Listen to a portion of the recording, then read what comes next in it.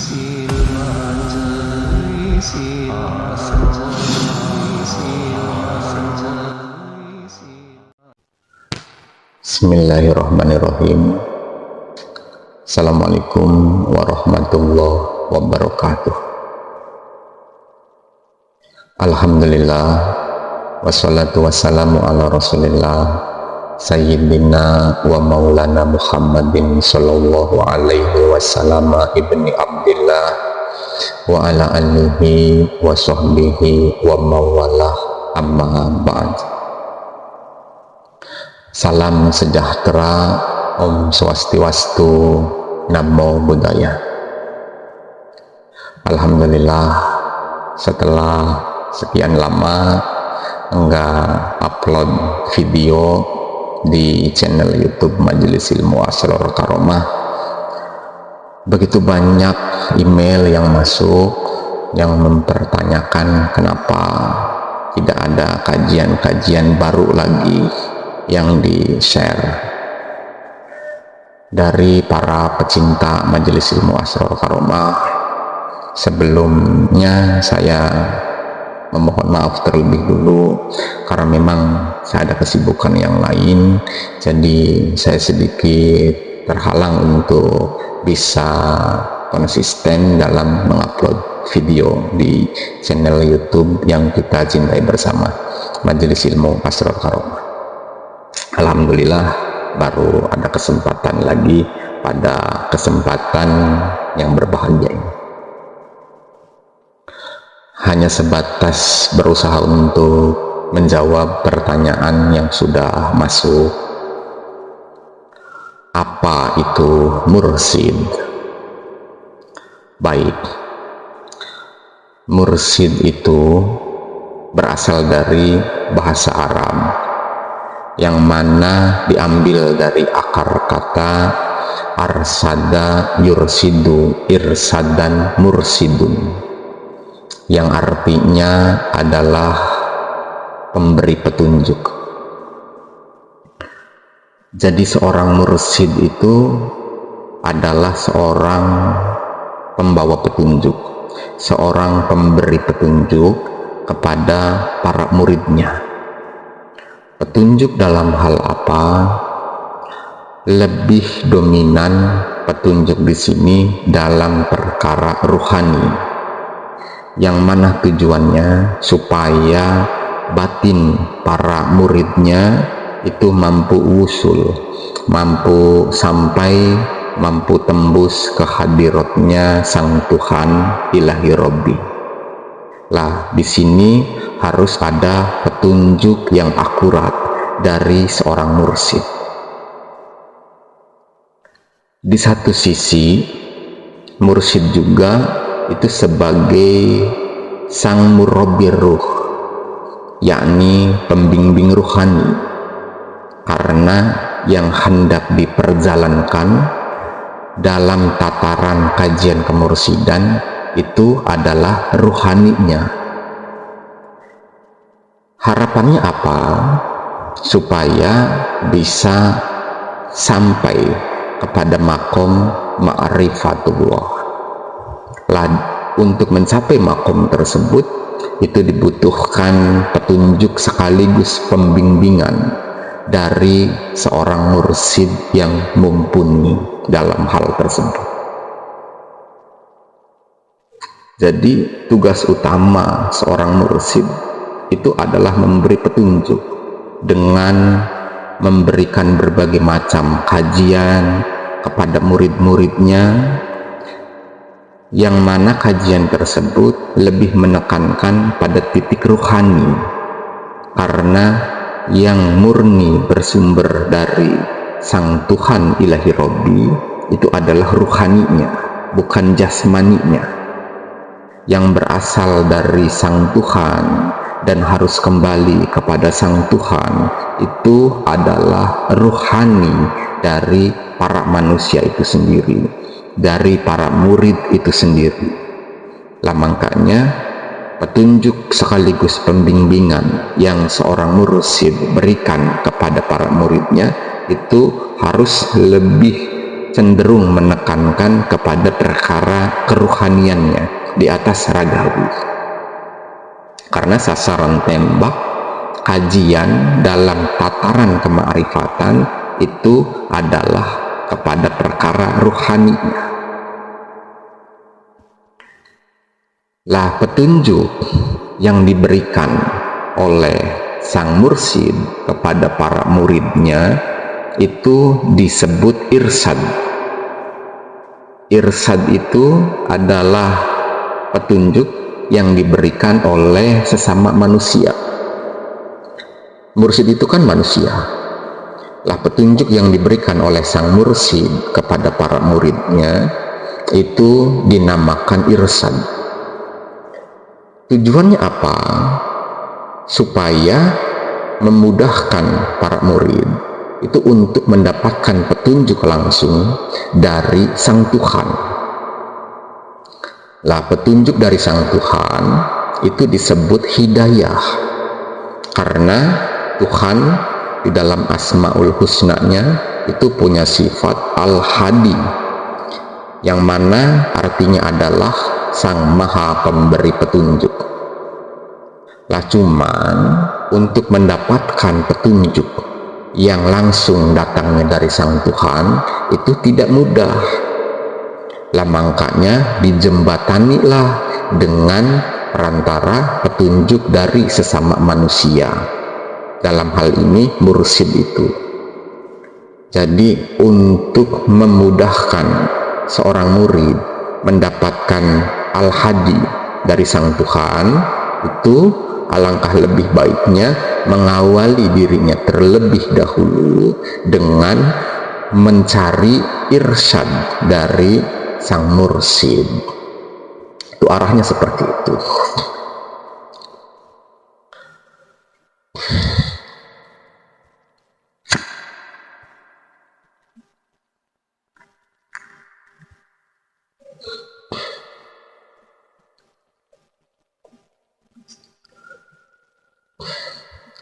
Puncak endingnya kajian dalam tataran kemakrifatan itu adalah untuk menggapai kesempurnaan di akhirat kelak. Kesempurnaan di sini itu adalah kesempurnaan sejati dari diri pribadi setiap manusia. Dalam hal ini maksudnya adalah ruhaninya. Jadi yang dimaksud innalillahi wa inna ilaihi raji'un itu adalah ruhani dari semua manusia.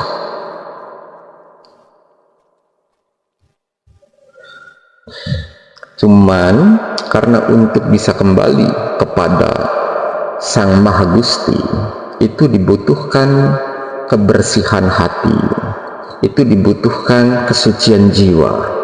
Dan itu bukan perkara yang sepele untuk menggapai itu. Makanya dibutuhkanlah peran seorang mursyid sebagai dokter spesialis bagi para muridnya, yang mana tugas utama dari seorang mursyid itu tidak boleh melenceng sedikit pun dari visi misi Kanjeng Nabi, yang mana visi misi Kanjeng Nabi itu kan sebetulnya yang paling pokoknya itu cuma satu kan, innama bu'istu liutamima makarimal akhlak. Aku diutus ke muka bumi itu tidak ada 2-3 tujuan, kecuali cuma satu, yakni untuk menyempurnakan akhlak manusia. Lah seorang mursyid itu harus meneruskan visi misi dari seorang nabi kepada para muridnya, yakni untuk menyempurnakan akhlak juga.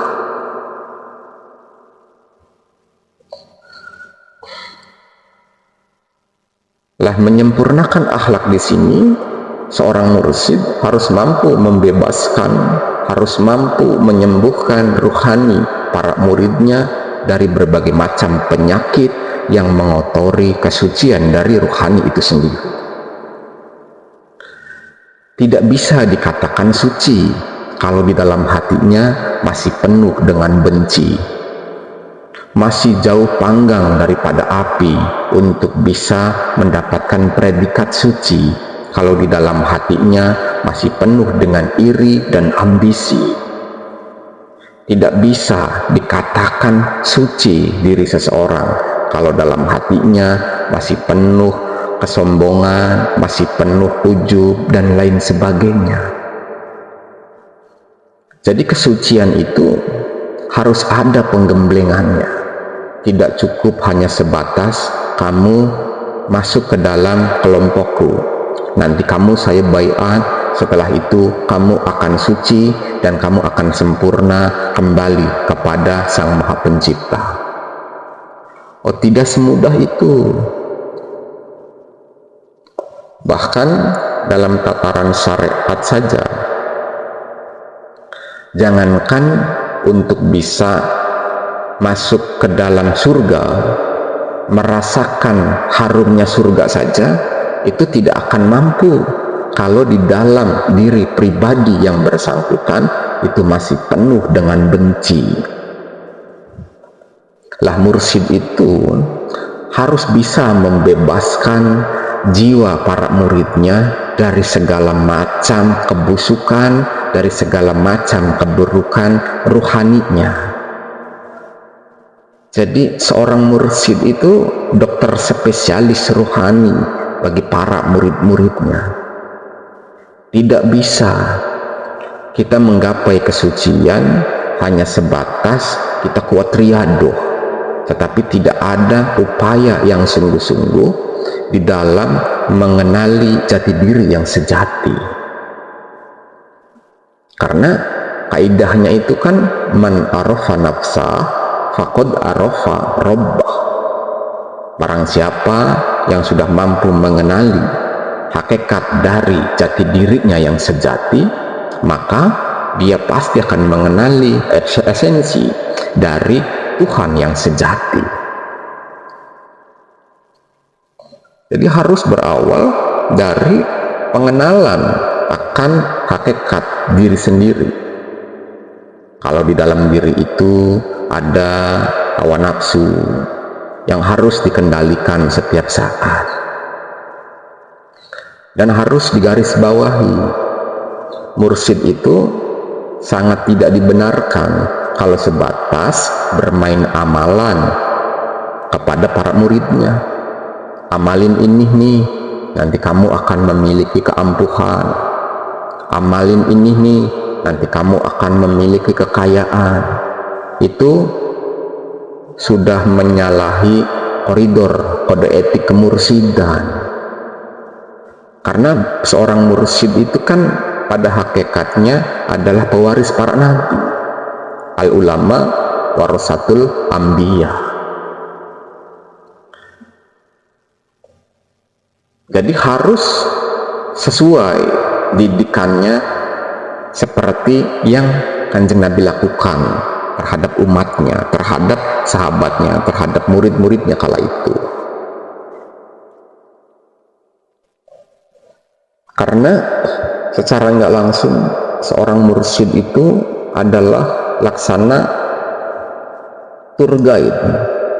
Jadi seorang pemandu, ya pembimbing itu, murabbi ruh itu, supaya para muridnya itu tidak mengalami ketersesatan di dalam perjalanan di alam kelanggengan sana. Jadi di sini kita harus betul-betul bijak di dalam menyikapi kebenaran, karena kebenaran itu kan bisa datang dari manapun. Kita nggak boleh terjebak kesombongan. Kalau bukan kelompok saya itu salah, kalau bukan kelompok saya itu sesat, kalau bukan kelompok saya itu bakal celaka. Wah, itu nggak boleh kita punya pemikiran seperti itu, karena itu adalah suatu kesombongan yang nyata. Terus orang mursyid yang sejati itu tidak dibenarkan terjebak ambisi, pengen punya murid yang banyak. Nggak boleh. Apalagi sampai membuat strategi untuk menjaring murid sebanyak-banyaknya. tidak seperti itu. Biar para murid yang digerakkan oleh Sang Tuhan batinnya untuk mendatang. Bukan kita mengajak mereka untuk mendatangi, tapi biar mereka datang dengan sendirinya. Nah, itu baru benar. Kita melakukan ibadah apapun, melakukan ketaatan apapun, itu kan yang dikejar, yang dicari seharusnya adalah ridho dari Gusti Ingkang Maha Suci, mencari pujian dari Sang Tuhan selaku yang kita sembah, bukan mencari pujian dari sesama makhluk. Itu nggak akan ada manfaatnya sedikit pun untuk kita punya rohani. Jadi nggak bisa dikatakan seseorang itu mursyid yang sejati kalau belum mampu menyembuhkan batin para muridnya dari segala macam penyakit-penyakit rohani, seperti yang saya sebutkan tadi contohnya. Jadi seorang mursyid itu harus mampu membebaskan batin para muridnya dari segala bentuk kebencian, dari segala sifat iri, dengki, ujub, takabur, riya, dan lain sebagainya. Lah itu tugas pokok utama seorang mursyid. Jadi harus mampu membebaskan batin para muridnya dari segala macam keburukan-keburukan rohani. Jadi mursyid itu gak hanya sebatas bermain amala. Kalau ada seseorang yang mengaku mursyid kemudian menekankan dari sisi riyadoh semata, dari sisi amalan atau doa-doa khusus semata, berarti itu belum bisa dikatakan sebagai seorang mursyid. Paling baru sebatas guru tatarannya. Ingat ya,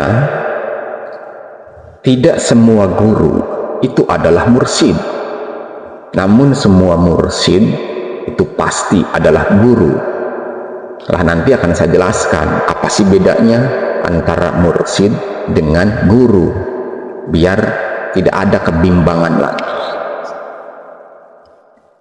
Tadi di awal kan sudah saya jelaskan kalau kata mursyid itu berasal dari bahasa Arab, yang mana akar katanya adalah arsada yursidu irsadan mursidun, yang artinya adalah pemberi petunjuk atau murabbi ruh. Lah sedangkan kata guru itu berasal dari bahasa Sanskerta, di mana istilah kata guru itu berasal dari dua kata, yakni gu dan ru. Gu itu artinya gelap, sedangkan ru itu artinya adalah pelita. Jadi yang dimaksud guru itu adalah seseorang yang membawa pelita, yang mana tugas utamanya adalah untuk mengusir kegelapan. Maksudnya adalah seseorang yang membawa obor, membawa pelita dalam artian membawa pengetahuan, yang mana tugas utamanya adalah untuk menghilangkan kegelapan, dalam artian menghilangkan kebodohan, meningkatkan kecerdasan intelektualitas para muridnya itu dengan memberikan banyak pengetahuan terhadap para muridnya. Jadi tugas utama seorang guru itu adalah untuk meningkatkan kecerdasan intelektualitas para muridnya. Lah sedangkan mursyid bukan cuman itu. Mursyid di satu sisi harus bisa meningkatkan kecerdasan intelektualitas para muridnya, tapi di sisi yang lain juga harus bisa menumbuhkan kecerdasan spiritualitas, dalam artian kecerdasan rohani. Nah itu baru mursyid. Jadi tidak menjebak para muridnya dengan doktrinan-doktrinan kesucian, dengan doktrinan-doktrinan kesempurnaan, sedangkan akhlak dan hati dari para muridnya itu tidak ada tindakan yang signifikan untuk dibenahi.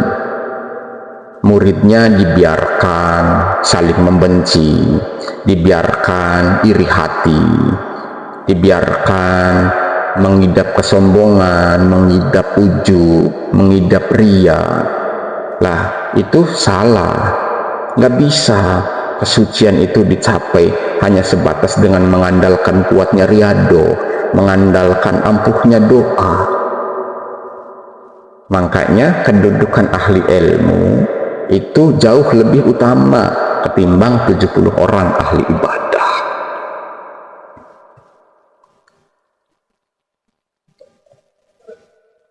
Jadi nggak bisa dianggap mudah gitu untuk menggapai tataran kesucian. Apalagi kita dengan gampangnya gitu, menganggap orang lain kotor, menganggap orang lain hina, seakan-akan tidak ada yang lebih baik melebihi kelompoknya, tidak ada yang lebih baik melebihi golongannya. Lah, itu apa namanya kalau bukan kesombongan? Masa hal-hal seperti itu diyakini sebagai jalan kesucian?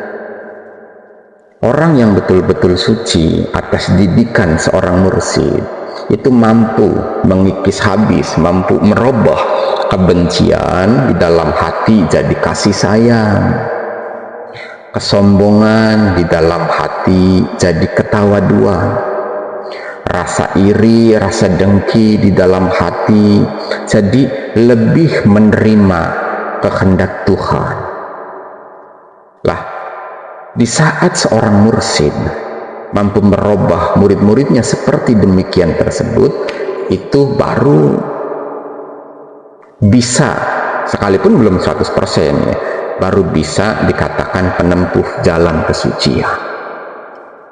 Jadi nggak bisa seseorang merasa dirinya suci, kemudian dengan mudahnya menganggap orang lain selain kelompoknya itu kotor, hina, sedangkan pribadi yang bersangkutannya masih penuh dengan sifat-sifat kebencian, penuh dengan iri dengki, penuh ujub takabur, ria dan lain sebagainya. Itu nggak boleh dalam tataran hakikat yang sejati. Intinya, kajian ruhani itu lebih menekankan kepada akhlak. Akhlak di sini bukan semata-mata akhlak ragawi, tetapi akhlak ruhani juga. Jadi seorang mursyid itu nggak mudah, nggak boleh biarkan murid saya seperti itu, yang penting saya banyak pengikutnya. Wah, itu nggak ada ketegasan berarti. Jangan takut kehilangan murid kalau memang dirinya itu adalah seorang mursyid sejati.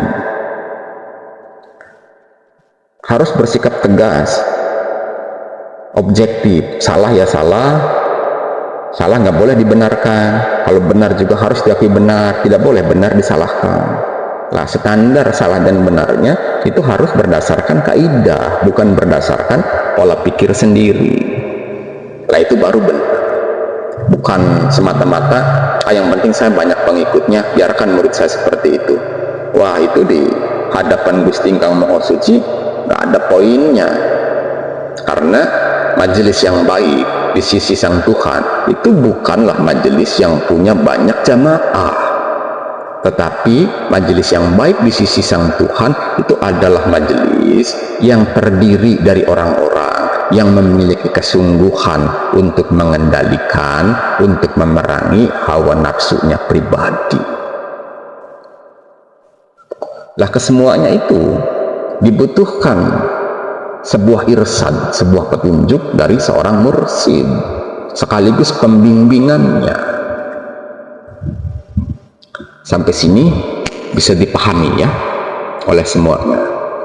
Jadi nggak boleh kita terlalu pede merasa sudah berada dalam lingkaran kesucian, lah sedangkan hati kita sendiri masih penuh dengan benci, masih penuh dengan iri, masih penuh dengan kesombongan. Wah, ini didikan dari mana sumbernya? Karena orang-orang yang betul-betul suci itu adalah orang-orang yang baik ruhaninya. Nggak menjamin kuatnya riyadhah itu bisa mengantarkan seseorang pada kesucian. Tidak. Makanya di dalam menapaki jalan kegustian untuk menggapai makom kemakrifatan itu nggak boleh dibarengi dengan ambisi, nggak boleh dibarengi dengan hawa nafsu. Yang penting saya banyak yang mendukung, yang penting saya banyak temennya, salah juga nggak masalah, bertentangan dengan hati nurani juga nggak masalah, yang penting saya di sini banyak yang melindungi.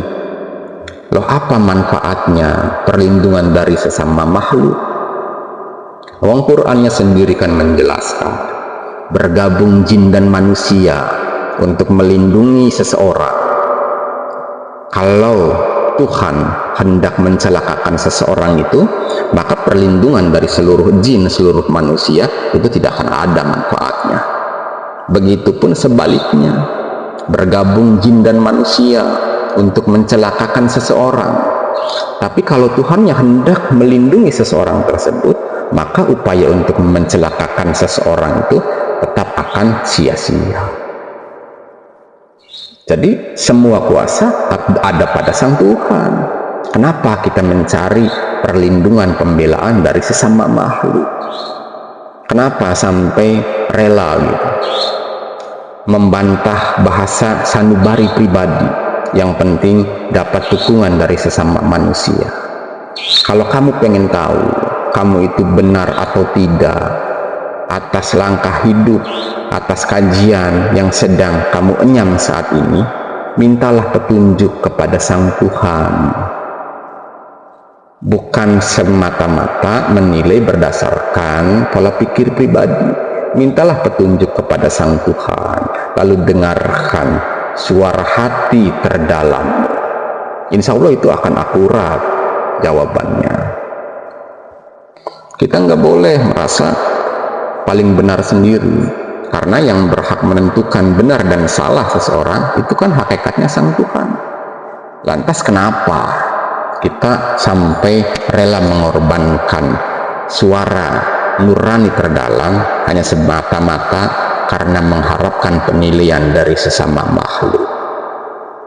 Itu nggak ada manfaatnya, karena penilaian yang paling berharga, yang akan sangat bermanfaat untuk jiwa raga kita semuanya, itu adalah penilaian dari Sang Maha Kuasa. Dalam hal ini adalah Sang Tuhan Ilahi Rabbi, Gusti ingkang Maha Suci, Allah Subhanahu wa Ta'ala. Paham ya? Jadi kita kembalikan semuanya kepada hati kita masing-masing. Kita minta petunjuk kepada Sang Tuhan supaya kita jadi jelas, jadi gamblang, biar benar itu benar, salah itu terlihat salah. Makanya ada doa, Allahumma arinal haqqo haqqo warzuqna tinapa, kan begitu, wa arinal batila batila warzuqna, ya begitulah. Jadi minta petunjuk kepada Sang Tuhan supaya diberikan kejelasan. Kalau memang perkara itu benar, tunjukkan kebenarannya. Kalau memang perkara itu batil, perkara itu salah, tunjukkan kesalahannya. Yaitu baru orang yang betul-betul menapaki jalan kegustian, orang yang betul-betul mencari penilaian dari Sang Gusti. Jadi segala sesuatu diserahkan kepada Sang Maha, bukan mengandalkan kabar berita dari orang. Makanya di sini kita harus paham, harus jeli, dan harus mampu membedakan antara katanya dengan nyatanya. Nah, di saat tidak mampu membedakan kedua ini, ikutilah kata hati, mintalah petunjuk dari Sang Tuhan. Itu seperti itu. Jadi kesimpulannya, mursyid dan guru itu tidak sama, ya. Mursyid itu berasal dari bahasa Arab, diambil dari akar kata arsada yursidu irsadan mursidun, yang artinya adalah pemberi petunjuk. Yang mana petunjuk dari sang mursyid itu disebut irsyad, dan mursyid itu sejatinya adalah sang murabbi ruh, pembimbing ruhani. sedangkan guru itu berasal dari bahasa Sanskerta yang terdiri dari dua kata, gu dan ru. Gu itu artinya gelap, sedangkan ru itu artinya adalah pelita. Jadi yang dimaksud guru itu adalah seseorang yang membawa obor, membawa pelita, dalam artian membawa ilmu pengetahuan, membawa pemahaman, yang mana tugas utamanya adalah untuk menghilangkan kebodohan para muridnya supaya terciptanya kecerdasan intelektualitas yang tinggi. Kesimpulan saya, dalam kehidupan ini hati-hati, karena di akhirat nanti kita semuanya itu akan mempertanggungjawabkan atas langkah hidup, atas pilihan kehidupan kita masing-masing. Dan kita akan mempertanggungjawabkan semuanya di hadirat Sang Tuhan. Jangan terlalu pede engkau berada dalam lingkaran kesucian kalau hatimu masih penuh dengan benci, iri, dengki, ujub, takabur, dan lain sebagainya. Ingat, tidak ada musuh yang paling berbahaya dalam kehidupan dunia ini melebihi diri kita sendiri. Karena musuh sejatinya musuh itu hakikatnya berada di dalam diri. Maka dari itu saya sering menekankan kepada semuanya yang datang ke dalam majelis ilmu Asrarul Karomah, siapapun itu, tatkala diri kita masih menganggap orang lain itu sebagai musuh kita, maka sejatinya itu adalah bentuk bukti nyata kalau kita sedang terpedaya oleh musuh sejatinya musuh yang berada di dalam diri. Sampai sini bisa dipahami ya oleh semuanya. Perbanyaklah minta petunjuk kepada Sang Tuhan. Jangan sia-siakan sisa kehidupan yang masih Tuhan berikan. Gunakan untuk menggapai kesempurnaan di dalam inna lillahi wa inna ilaihi raji'un. Kalau dalam istilah Nusantara, supaya bisa sempurna, mulih maring asal usul sangkan paraning dumadi. Dan kunci utamanya itu harus diawali dengan upaya maksimal yang sungguh-sungguh di dalam penyucian diri dari segala macam kebusukan, kotoran, dan penyakit-penyakit rohani. Itulah seorang salik sejati, seorang yang sedang menapaki jalan rohani semata-mata untuk bisa sampai tembus ke hadiratnya Tuhan Sang Ilahi Rabbi. Bisa dipahami ya sampai sini oleh semuanya. Mungkin itu saja kajian yang bisa saya sampaikan kepada semuanya para pecinta majelis ilmu Asrarul Karomah. Semoga ada manfaatnya buat kita bersama. Saya akhiri, hudma sofa wadam qadar wallahul muwaffiq ila aqwamit thoriq. Assalamualaikum warahmatullahi wabarakatuh.